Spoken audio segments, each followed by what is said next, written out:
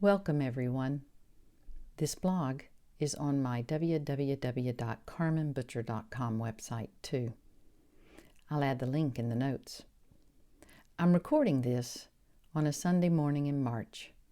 Here in Northern California, we're in between atmospheric rivers, and you may sometimes hear our sump pump engaging below in the room in which I'm recording.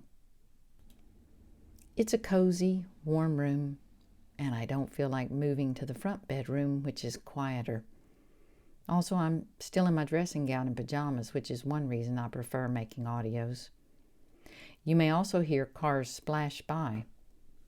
And, full disclosure, I often have to clear my throat because it's hard for me to speak my truth. I hope that I do a good job at bringing you my truths, but I really don't find it comes easily. To keep out throat clearings and frogs and sump pumps, I do my best to pause the recording to keep out extra sounds, but it's also just part of the variety, and any imperfections are still just part of this perfectly wonderful life. What is contemplation? What happens inside the mind, heart, soul, self, body, and all that makes you sing, if, for your own healing and out of your own great need for peace and rest and meaning, you've spent your entire life focused on and steeped in the mystery of silence, which has always drawn you to it, which is a pure gift, and which some call meditation or prayer. And if you've also been soul tugged into and focused on and steeped in translating and being translated by some of the major texts in that field, like Cloud of Unknowing, Book of Privy, Counsel, Brother Lawrence's Practice of the Presence, Hildegard, Benedict, Julian, and more. And then a new friend, very kind, wise, thoughtful, and smart, asks you, what is contemplation?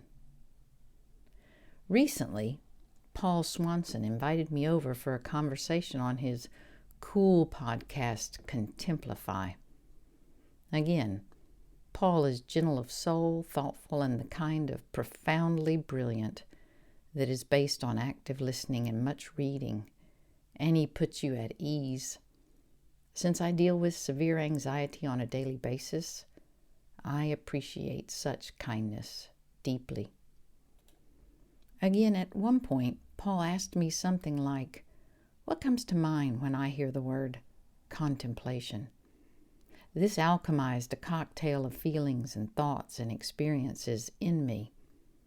His question distilled countless hours of being out in nature, growing up, often alone, escaping distress and trauma at home, peering at tadpoles and returning and watching them grow into frogs, catching and letting go crawdads, squinting at red-tailed hawks banking in the sun, picking up fossils and stalking and steeping in the presence of trees in dense pine forests, feeling lonely, yet not alone.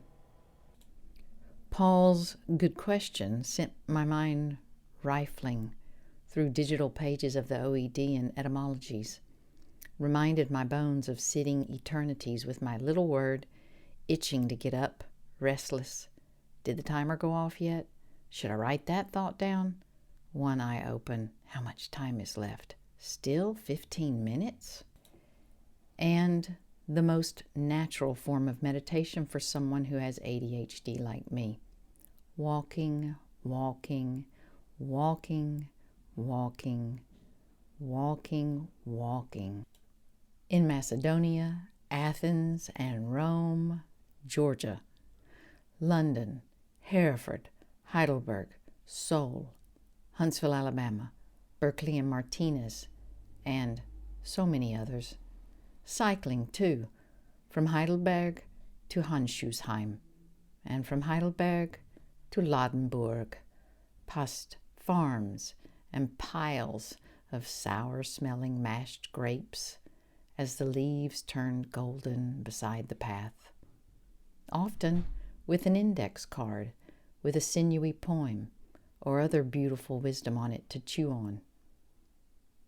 It brought up, Paul's question, also the Western feel and history of the word, similarly to how I feel whenever I hear, quote, critical thinking, unquote, used in the academy, often as if its definition is obvious, which it isn't.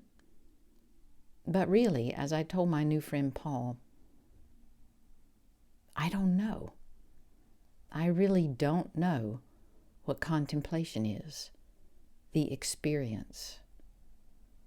How do you describe how practicing the presence found you before you'd even heard of it or could even admit to yourself what was happening when you used to leave the house and go out into the silent woods wandering aimlessly, like Mary Oliver says she did, and how nature saved her and nature saved and saves me?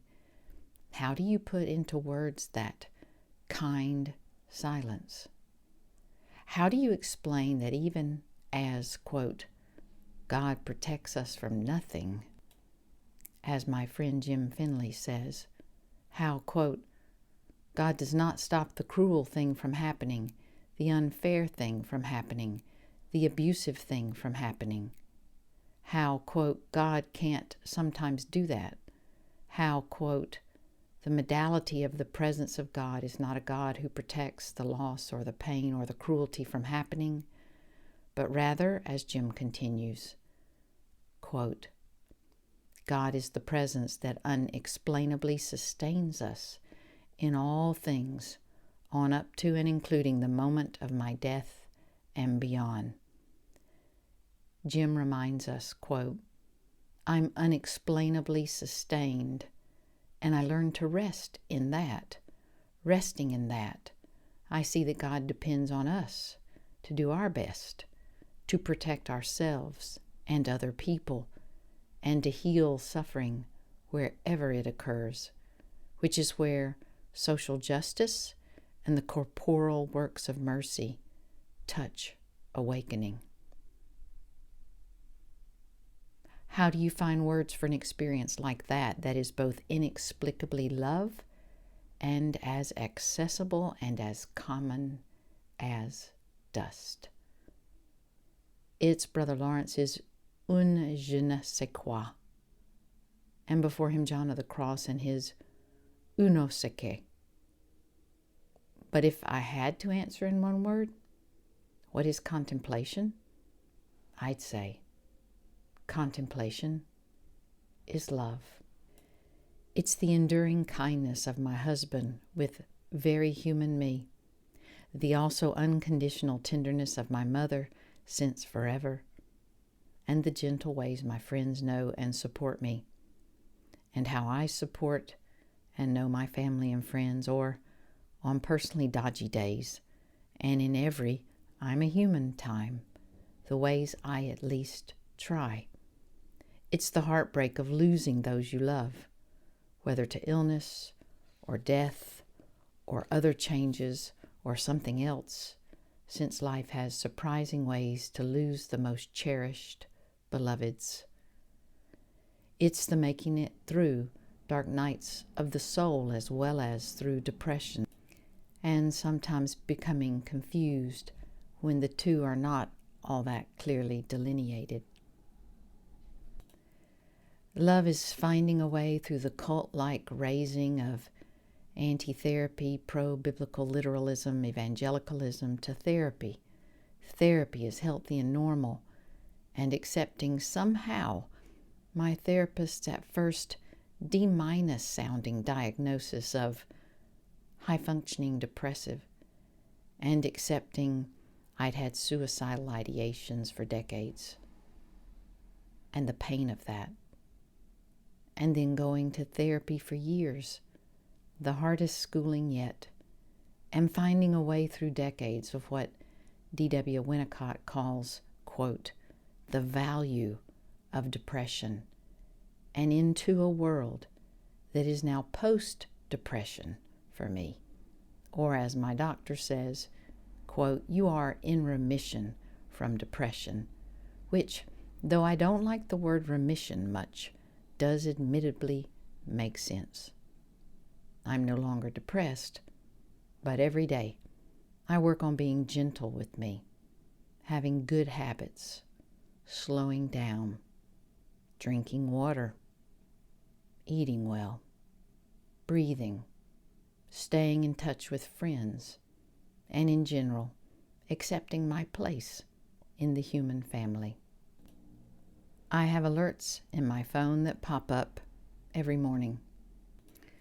Because I tend to forget essentials, one reminds me, quote, "I am safe. I am loved. I am part of this human family." Another addresses my lingering imposter syndrome at work, quote, "They are lucky to have you. You're the best." It also reminds me that I am part of a team at Cal, a very kind, very student-centered community. Another alert asks, what do I need now? Since I coped for years by focusing only on meeting others' needs and neglecting my own.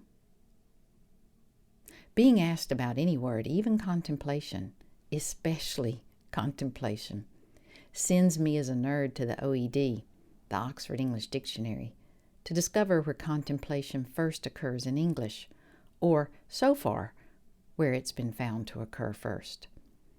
It's in the Unknowing, the 13th century guide or instructions for anchoresses. Ankhrana means anchoresses. Think Julian of Norwich, living in a 12-foot by 12-foot cell attached to a medieval church with 3 windows, one open to the church, one open to the world, and one open to a parlor where food came in and waste went out. And the wissa is cognate with our word wit. So, wissa, wit, and wise are rooted in wide, W-E-I-D, a very ancient root for to see, and hence to know. So if you ask me, what is contemplation? I will go read Ankhrana for the first time, or might as well be the first time since I remembered nothing much about it. And doing that, I remembered that my most beloved and enduring image of contemplation as experience is bird flight, with good reason. It's not just me. It's part of global mystical vocabulary. Ankhrana anonymous author gives an organic, alive, strong, wise, and gentle image for contemplation. I'll translate it first. As the night bird or owl flies by night and finds its food in darkness, in a similar way, the anchoress flies toward heaven by night through contemplation, that is, with high thought and with holy prayers, and in darkness she finds her soul food. In Middle English, here's how it goes. Thei nicht fuhel, vlieth benisht an biet I theorstanessa, his foda, alswa shall ankra, fleon with contemplation, that is, with hechthocht, and with halibonen benisht toward heovena, ant bieota benisht hira saula foda. Again, this is the first ever occurrence that has been found so far of contemplation in English. And here's how it goes again in English. The night bird or owl flies by night and finds its food in darkness, and in a similar way, the anchoress flies toward heaven by night through contemplation, that is, with high thought and with holy prayers, and in darkness finds her soul food. This image helps me see why I never have identified with the, quote, 4 steps, reading, meditation, praying, contemplation, nor the, quote, 3 stages, purgation, illumination, union.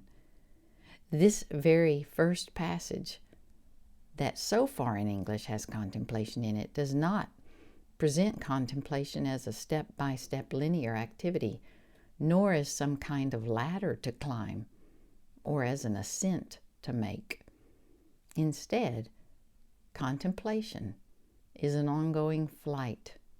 It's recursive, repeated, ongoing, with natural rhythms interconnected with all of daily life.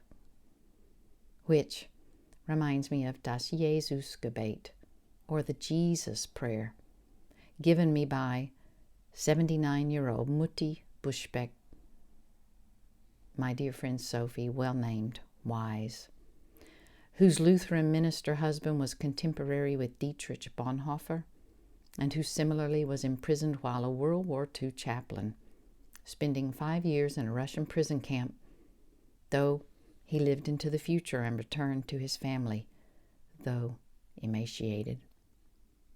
This book was given me as I was emerging from anorexia. Mutti Buschbeck and I never discussed it, but she was wise and must have seen my fragile recovery and understood I was sick at age 22 when I was a Rotary Scholar at Heidelberg University, or Ruprecht Karls Universität Heidelberg, my first time abroad, so homesick, too. Every Friday, she cooked me a roasted chicken and steaming vegetables, and I rode my little bike over from my dorm in Handschuhsheim. I began reading this Christmas present she gave me, never having heard of the book or the prayer before. And because it was in German, I could take in its wisdom. Had it been in English, I could not have. At the time, I was totally burned and burned out by religious and other abuse on any words associated in English with Christianity. Here's a translation of words that first came to me gently in German. They emphasize gentleness in contemplation, saying in das Jesusgebet, or the Jesus prayer, even in the act of invocation of the name, its literal repetition ought not to be continuous. The name pronounced may be extended and prolonged in seconds or minutes of silent rest and attention. The repetition of the name may be likened to the beating of the wings by which a bird rises into the air. It must never be labored and forced or hurried or in the nature of a flapping. It must be gentle, easy, and let us give to this word its deepest meaning, graceful. When the bird has reached the desired height, it glides in its flight and only beats its wing from time to time in order to stay in the air. So the soul, having attained to the thought of Jesus and filled herself with the memory of him, may discontinue the repetition of the name and rest in love. The repetition will only be resumed when other thoughts threaten to crowd out the thought of Jesus or love. Then the invocation will start again in order to gain fresh impetus.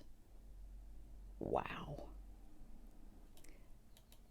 This kind of gentle taming of the mind in love, with love, and by love heals. It brings me self-compassion and active compassion for all others. It's a work in gentle progress, and the materials for contemplation are the ways and days of life, all of it. So, when I remember the etymology of contemplation, I also remember Barbara Holmes and her wise emphasis on contemplation as community. I always think of the sea in contemplation as also being the sea in community. Interdependence. I am you, and you are me. I am because you are, and you are because I am. The African philosophy of Ubuntu, where humans are seen as humans and interconnected with each other and with all creatures and with the earth. How there is a silence found in all noise, all music, all taxi honks, all symphonies, all bird songs, all group singing, all choirs, all shouting, all deaths, all births, all. I return to etymology again, always grounding my dyslexic brain in roots, rootedness. Contemplatio, contemplation, has origins in either the Proto-Indo-European root tem, T-E-M, for cut, or the root ten, T-E-N, for stretch. Roman scholar Mary Beard reminds us, walking into an ancient temple somewhere, that, quote, the whole purpose of a temple is to house the image of a god, which here means love. We read that a temple is, quote, a place dedicated to the service of a deity or deities, ground that is consecrated or set apart for the taking of auspices and the worship of a god, as one dictionary reminds.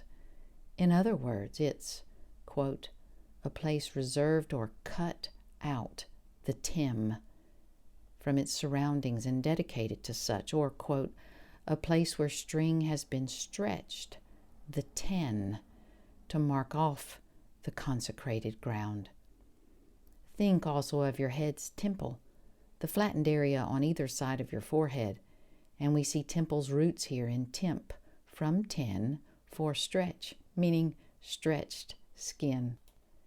To me, this is not speaking to a disconnect or a separation or even an isolation from others or from ourselves, but rather contemplation's root of to cut reminds me to pause or, quote, carve out an atom of time and return to love. And its root of to stretch reminds me that contemplation is an intention, a stretching, a returning to love within and living that out in my life. In the economy of love, wanting to pray is also praying. We don't have to be physically anchoresses to return to this temple of love within. Another way that Paul's question, what is contemplation, is beneficial is that it is a reminder that I need good invisible food too.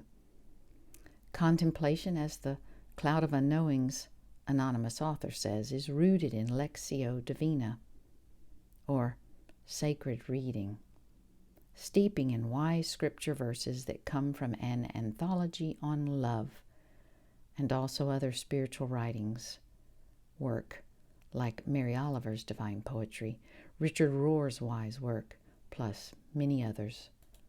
We are humans. We forget the obvious. For the first 14 or so centuries of the Christian Church, and more, Lectio Divina and contemplation were the path for all. Stepping back onto that wisdom path is not hard. How was this wisdom lost? I think, perhaps, religious scholars began questioning how many angels could dance on the head of a pin, which is very likely apocryphal as an example, but very true as a notion of what scholasticism was about as a theology philosophy. Meanwhile, people were starving in an unjust economy. I think how Marguerite Porete was burned at the stake on June 1st, 1310, just for saying that the religious scholars were arrogant. Every morning I wake and wonder how I should live and be in a world where people are hungry, where friends are working back-breaking jobs for no health care and low wages, where education is not accessible. What can I literally contribute toward a more equitable economy? If one person is hungry and without health care, how must I act? And that influences my every decision. I want to live and act from and at the still point of the turning world. At the still point, there the dance is, as T.S. Eliot writes in Burnt Norton. I want to always go back to the roots of contemplation, even as I remember that it is a Western concept and so is tainted with binaries, while for me, it also overflows its origins and conjures up all goodness and kindness that is embodied in the beyond binaries worlds. I must feed my mind, heart, soul, self, body, something nourishing regularly, just like eating good food. Sometimes it's Wild Geese by Mary Oliver. Sometimes, come to me, all you who are weary and burdened, and I will give you rest. I can take God is love and spend hours or the rest of my life with it. So many good and beautiful wisdom passages exist. We forget we can pick anything wise that resonates. Sometimes it's a Stoic's words. Whatever a person finds words wise that gives your life meaning, whether that is literature of all sorts, scriptures of all faiths, wisdom traditions, or a gem you found in a friend's story. Also, whenever scriptures are concerned, it seems that steeping in them would involve at some point reading them through all the way, several times, to get one's own gist of what they are about, rather than just taking a few phrases out of context.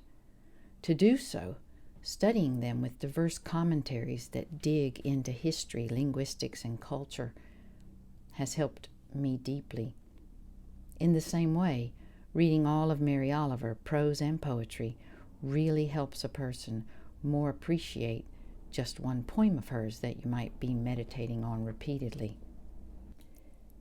It also seems that if such a study of whatever material I've picked out for the steeping that is Lectio Divina doesn't have its core meaning as love, then I should really move on to some other passage or work that does, for meaningful, active, nourishing engagement with and of my true self. The experience of Lectio Divina, which involves lectio or deep reading or listening, meditatio or reflecting on healthy words, oratio or opening of the heart there, and contemplatio or entering the silence, makes us like our creature friends, the cows, where juicy green words about the mystery of love are chewed until they become our very own milk that feeds the marrow of our own days, growing our self-compassion and active love for others, too. It's not hard. We just need an intention to, hunger, a few good words to munch on and chew, a desire to learn how to rest, to practice letting go. And even if I don't have the hunger sometimes, I can ask to have it or to have it renewed. All is possible. The Cloud of Unknowing's Anonymous writes in his sequel, the book of Privy, Counsel, that contemplation. What is contemplation? Contemplation is life. And listen in, he sounds very like Brother Lawrence here. If your mind lets in any sort of thought about any particular thing outside your naked, blind being, which is your God and your goal, it gets sucked into and trapped in the tricks and curiosity of your intellect, distracting your mind and alienating you from yourself and God. That's why you must persevere in contemplation. Do it as often as you can. Grace will help you. When you persist in it and don't give up, wisdom strengthens the inner poise you need to hold your soul whole and focused. Remember that contemplation is not an interruption to your daily life. Instead, as you focus on this unseeing seeing of your naked being, uniting you with God, keep doing what you always do. Eat and drink, sleep and wake up, walk and sit, speak and be silent, lie down and get up, stand and kneel, run and ride, work and rest. But at the hub of it all, you're also offering God the most precious sacrifice you can make, this blind awareness. It's the most important of all of your activities, active or contemplative.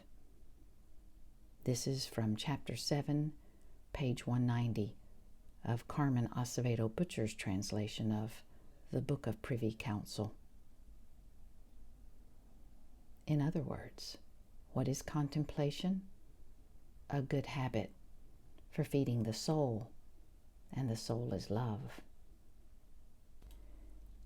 It repairs and heals us, the Clouds Anonymous says.